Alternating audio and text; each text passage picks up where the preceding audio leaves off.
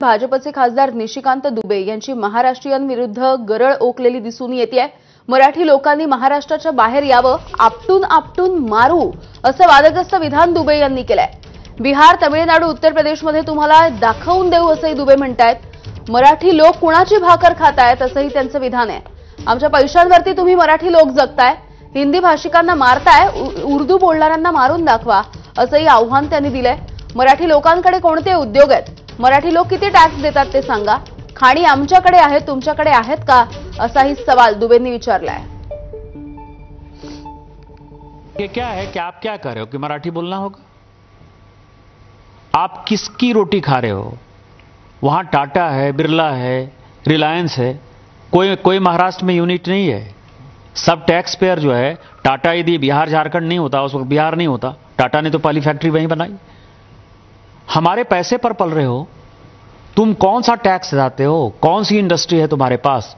Mines हमारे pass है, झारखंड के pass है, छत्तीसगढ़ के पास है, मध्य प्रदेश के पास है, उड़ीसा के पास है। आपके पास कौन सी माइंस है?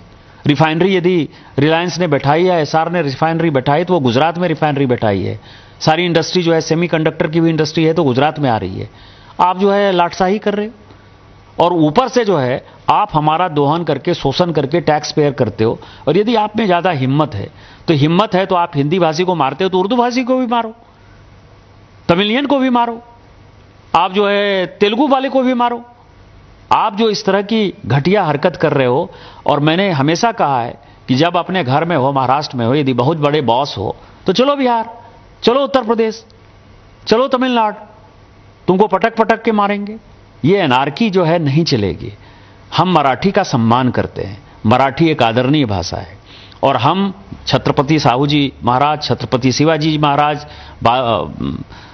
पेशवा सबका जो है, तात्या टोपे से लेके सभी का हम सम्मान करते हैं। उन सबों ने, तिलक हो चाहे लाजपत राय हो, सभी ने जो है आजादी के आंदोलन में, गोपाल कृष्ण गोखले हो, सबसे बड़ा योगदान दिया है। हम तो सभी मराठी स्वतंत्रता सेनानियों का सम्मान करते हैं।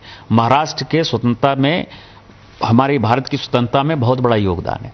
लेकिन आज जो वोट बैंक की पॉलिटिक्स, बीएमसी का चुनाव होने वाला है और ये उद्धव ठाकरे और राज ठाकरे जो कर रहा है, इससे घटिया कोई काम नहीं हो सकता है और हम इसका प्रतिकार करते हैं। और यदि उनमें हिम्मत है, जो मैंने आपको कहा है, यदि उनमें हिम्मत है तो बगल में जो है माहिम इलाके में चले जाएं और माहिम की दरगाह के सामने जो है किसी हिंदी भाषी और उर्दू भाषी को पीट कर दिखा दें, तो मैं मानूंगा कि वो सचमुच जो है बाला साहब ठाकरे जी के जो है वारिस हैं और बाला साहब ठाकरे जी के सिद्धांतों पर चल रहे हैं। तर भाजपचे खासदार निशिकांत दुबे यांनी सध्या महाराष्ट्र, मराठी माणूस या सगळ्याविषयी एकूणच गरळ ओकलेली आपण पाहिली आहे। त्यांनी त्या पद्धतीचं विधान सुद्धा केलंय। मराठी लोकांनी महाराष्ट्राबाहेर येऊन दाखवावं, त्यांना आपटून आपटून मारू असं एक वादग्रस्त विधान आहे त्यांचं। बिहार, तमिळनाडू, उत्तर प्रदेशामध्ये तुम्हाला दाखवून देऊ असंही त्यांनी म्हटलेलं आहे। तर दुसरीकडे तुमच्या जवळ असणाऱ्या माहीम दर्ग्याजवळ असणाऱ्या इतर भाषिकांना, उर्दू भाषिकांना मराठीच्या मुद्द्यावरती मारून दाखवा असंही त्यांनी आव्हान दिलंय। मराठी लोक कुणाची भाकर खातात, आमच्या पैशांवरती तुम्ही सगळे मराठी लोक जगताय असंही त्यांचं हे विधान आपण पाहिलं। आमच्याकडे खाणी आहेत, उद्योग आहेत, मात्र तुमच्याकडे काय आहे, महाराष्ट्रामध्ये काय आहे असाही त्यांनी सवाल केलाय। त्यामुळे अर्थातच आता निशिकांत दुबे यांना शिवसेना असेल, मनसे असेल, या सगळ्याकडून नेमकं काय उत्तर मिळणार आहे हे बघणं अपेक्षित आहे। गेल्या काही दिवसांपासून महाराष्ट्रामध्ये हिंदीवरून सध्या मुद्दा तापलेला दिसतोय आणि मराठी बोलण्यासाठी विरोध करणाऱ्यांना मनसेनं खळखट्याक स्टाईलनं उत्तर दिलेलं होतं। या सगळ्यानंतर आता निशिकांत दुबे यांचं हे वक्तव्य समोर आलंय।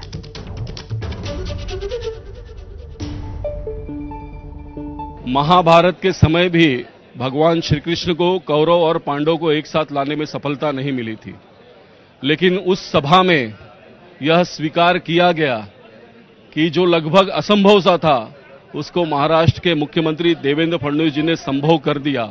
और उसके लिए सबसे बड़ा कुशल नेतृत्व अगर कोई है तो वो देवेंद्र फडणवीस है और महाराष्ट्र की जनता उस नेतृत्व पर विश्वास भी करती है और आने वाले महानगर पालिका के चुनाव में वो देवेंद्र जी के विकास की नीति पर, मोदी जी के विकास की नीति पर आगे बढ़ेगी। तर भाजपचे खासदार निशिकांत दुबे यांच्या वक्तव्याविषयीची ही बातमी आपण बघतोय। एकूणच महाराष्ट्र मराठी माणूस या सगळ्याविषयी त्यांनी विधान केलेलं आहे। पुन्हा एकदा महाराष्ट्राविषयी त्यांनी गरळ ओकली आहे। मराठी माणसांनी महाराष्ट्राच्या बाहेर येऊन दाखवावं, त्यांना आपटून मारू अशा पद्धतीचं वादग्रस्त विधान त्यांनी केलंय।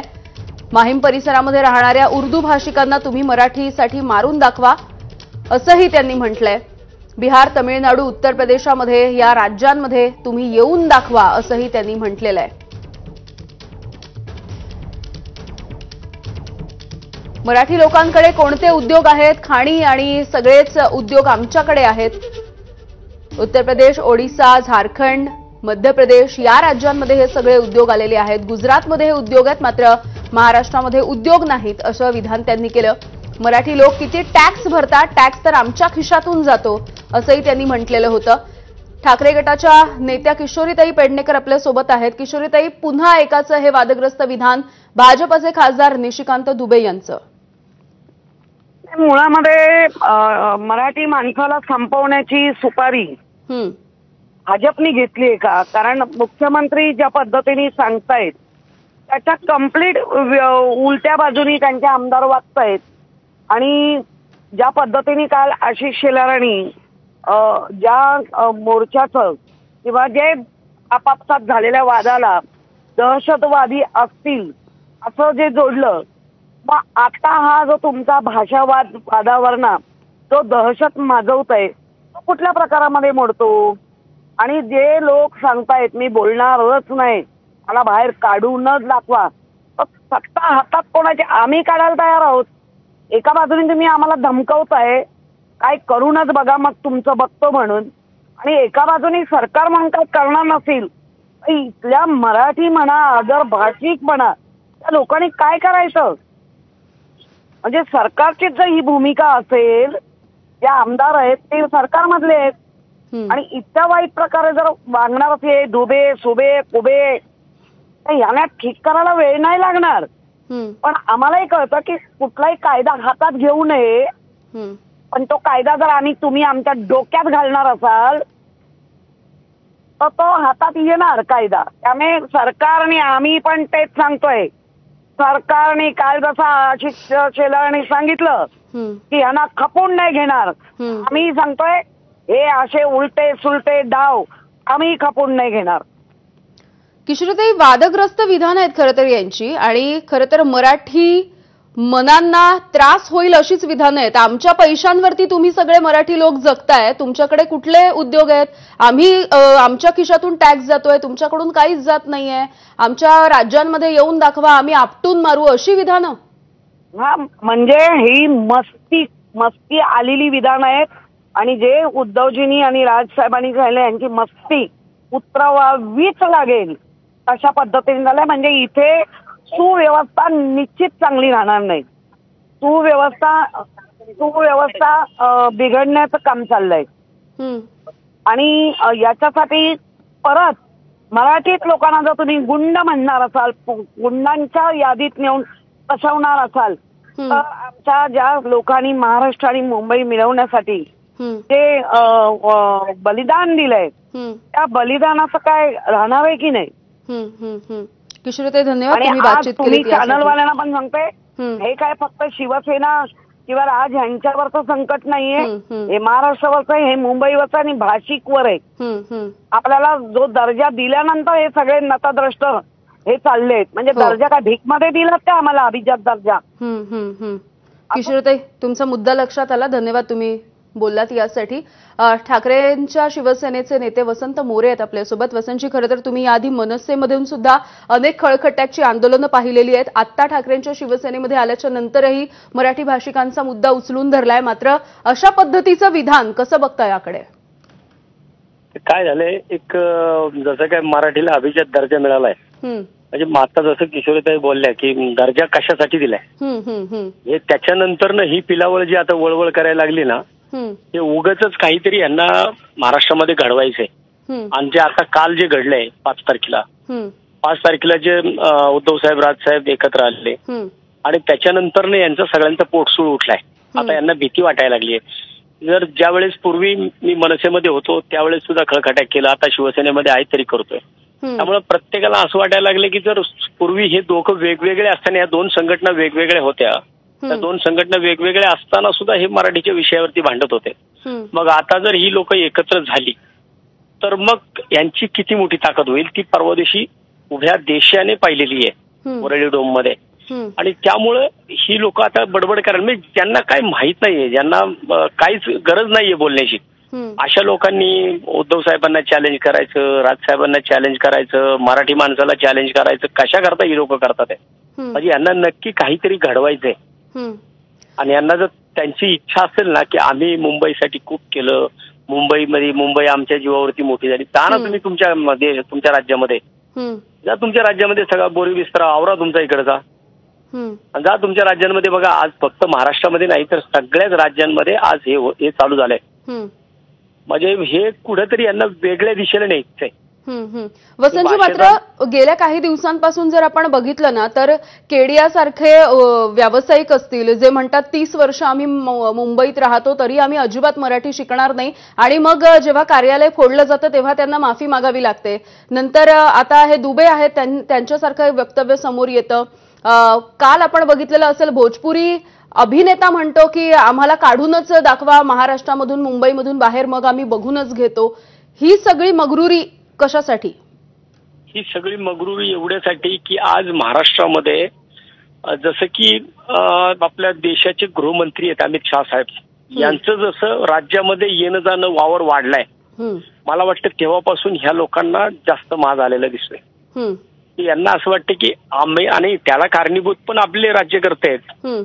आपले राज्यकर्ते ज्या पद्धतीने ही लोक आल्यानंतर त्यांना पायघड्या टाकत त्यांच्या मागे फिरतात, त्यामुळे ह्या लोकांना असं वाटतं की महाराष्ट्रावरती आमचंच राज्य आहे, आम्ही परप्रांतीय माणसं, आम्हाला परप्रांतीय म्हणतात. परंतु परप्रांतीय हा परप्रांतीयच राहणार आहे. त्यांनी त्याच्या पद्धतीने, जो माणूस व्यवसायाला येतो ना त्यांनी व्यावसायिक म्हणून राहावं, त्यांनी उगाच माज करण्याचं काम नाहीये. आता केडियानी काय झालं, केडिया कशा पद्धतीने बोलत होता आणि आता नंतर दुसऱ्या दिवशी मग का बरं मुसक्या आवळल्यावरती सगळ्या गोष्टी होतात का? म्हणजे तुम्हाला प्रत्येक विषय तुम्हाला खळखटाक केल्यानंतर समजणार आहे का? मग त्याच्याकरता जे व्यापारी म्हणून त्यांनी व्यापारी म्हणून राहावं ना. उगाच आमच्या राज्यामध्ये लुडबुड करू नये राजकारणामध्ये, आणि आम्ही हे केलं आम्ही ते केलं आम्ही. मग त्वारे आमच्या हुतात्म्यांनी काय केलं? मग तुम्ही जर आता इथे येताना कटोरा घेऊन येणार आणि जाताना इथून तुम्ही बॅगा घेऊन जाणार, ह्या काय गोष्टी आहेत तुमच्या? कोण केडिया? इतक्या दिवस केडिया कोणाला माहिती होता का? जशी की 5 तारीख जवळ येत चालली तसा केडिया बाहेर निघाला. आता या केडियाचा कशा पद्धतीने मग मनसैनिकांनी केडा दाबला ते बघितलं असं सगळ्यांनी, उभ्या महाराष्ट्राने पाहिले. प्रत्येकाला आम्ही हेच करायचं का? यांचा काही नाही, यांचा पोटसूळ एवढ्या करतात उठलेला आहे की दोन्ही पक्ष संघटना जर ह्या एकत्र झाल्या तर यांची ताकद वरळीमध्ये पाहिलेली आहे. आणि ताकद जर एक झाली तर मग महाराष्ट्रामध्ये ह्या माणसांना कशा पद्धतीने धंदे करावे लागतील, कशा पद्धतीने यांना नमून राहावं लागेल, यांचा माज उतरवला जाईल. त्यामुळे हे घाबरलेत. घाबरून मग कोणतरी एखादा बाहेर दुबेसारखा येतो, कोणतरी केडियासारखा येतो आणि तो काहीतरी वळवळ करतो. बरं बाकीच्या समाजाचं म्हणणं हे आहे का? बाकीची जी लोक व्यवसायासाठी आली त्यांचं म्हणणं नाही हे. बरोबर. वसंतजी, धन्यवाद, तुम्ही सविस्तरपणे तुमची प्रतिक्रिया दिलीत यासाठी. तर निशिकांत दुबे भाजपचे खासदार नेमकं काय बोललेत आपण पुन्हा एकदा ऐकूयात. ये क्या है कि आप क्या कर रहे हो कि मराठी बोलना होगा? आप किसकी रोटी खा रहे हो? वहां टाटा है, बिरला है, रिलायंस है, कोई महाराष्ट्र में यूनिट नहीं है. सब टैक्स पेयर जो है, टाटा यदि बिहार झारखंड नहीं होता, उस वक्त बिहार नहीं होता, टाटा ने तो पहली फैक्ट्री वहीं बनाई. हमारे पैसे पर पल रहे हो तुम. कौन सा टैक्स देते हो? कौन सी इंडस्ट्री है तुम्हारे पास?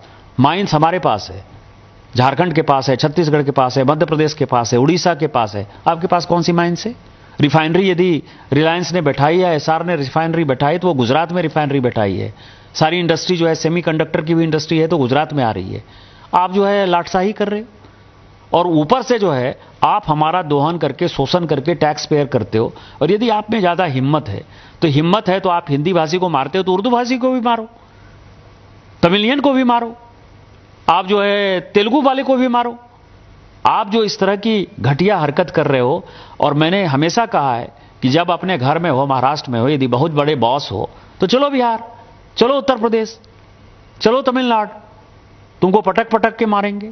ये एनार्की जो है नहीं चलेगी.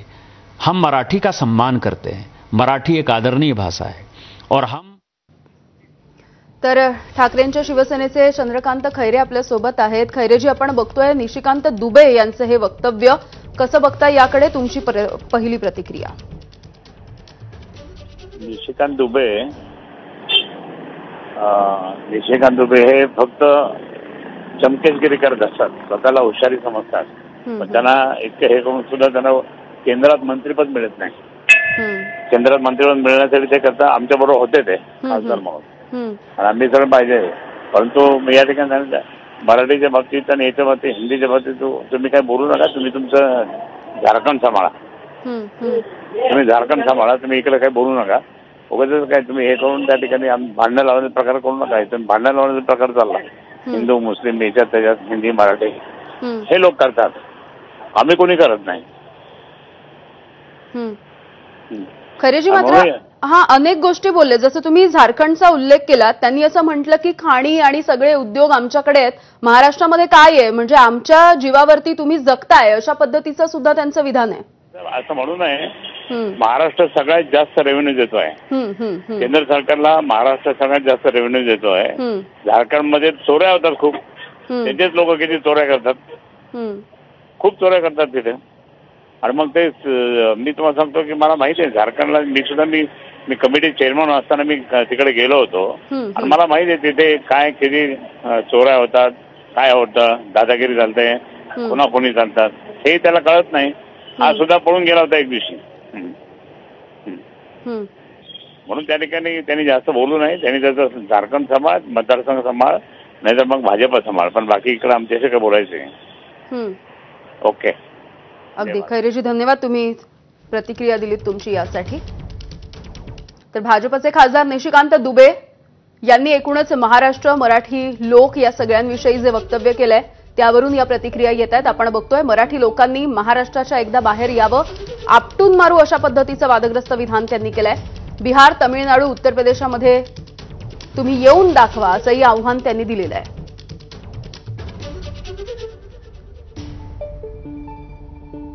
महाभारत के समय भी भगवान श्री कृष्ण को कौरव और पांडव को एक साथ लाने में सफलता नहीं मिली थी, लेकिन उस सभा में यह स्वीकार किया गया कि जो लगभग असंभव सा था उसको महाराष्ट्र के मुख्यमंत्री देवेंद्र फडणवीस जी ने संभव कर दिया. और उसके लिए सबसे बड़ा कुशल नेतृत्व अगर कोई है तो वो देवेंद्र फडणवीस है, और महाराष्ट्र की जनता उस नेतृत्व पर विश्वास भी करती है, और आने वाले महानगर पालिका के चुनाव में वो देवेंद्र जी के विकास की नीति पर, मोदी जी के विकास की नीति पर आगे बढ़ेगी. तर निशिकांत दुबे भाजपचे खासदार यांचे हे वक्तव्य आपण बघत होतो. मराठी लोक कुणाची भाकर खातायत, आमच्या पैशांवरती तुम्ही मराठी लोक जगताय, अशा पद्धतीचं वक्तव्य त्यांनी केलंय. आणि मराठी माणसांना, महाराष्ट्रामधल्या माणसांना डिवचलेलं आहे.